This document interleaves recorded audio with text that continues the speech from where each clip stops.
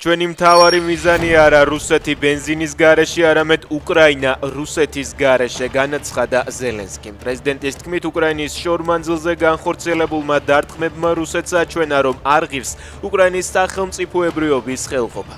ზელენსკიმ აღნიშნა, რომ უკრაინა წელიწადში 10 მილიონ დრონს აწარმოებს, მომავალში კი ამ რაოდენობის გაორმაგებას გეგმავს.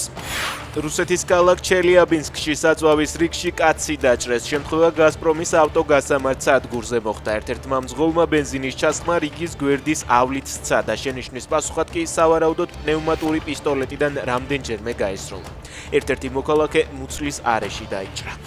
რუსებს კარს ვუხურავთ, უნგრეთმა მოკავშირეებთან ნდობა უნდა აღადგინოს. ეს განცხადება უნგრეთის თავდაცვის მინისტრმა გააკეთა. რომულუშ რუსინსენდის განცხადებით, ახალმა მთავრობამ სტრატეგია უნდა შეიმუშაოს და გაითვალისწინოს როგორც ერის, ასევე მისი მოკავშირეების ინტერესები და ღირებულებები. უნგრეთის ინტერესები ემთხვევა მისი მოკავშირეების ინტერესებს და მათთან ნდობა უნდა აღდგეს, განაცხადა მინისტრმა.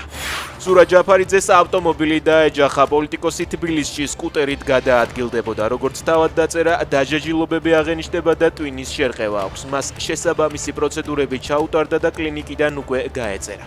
ჯაფარიძე იხსენებს, რომ სკუტერით ნელის სვლით მიმავალს მანქანამ გზა ჩაუჭრა.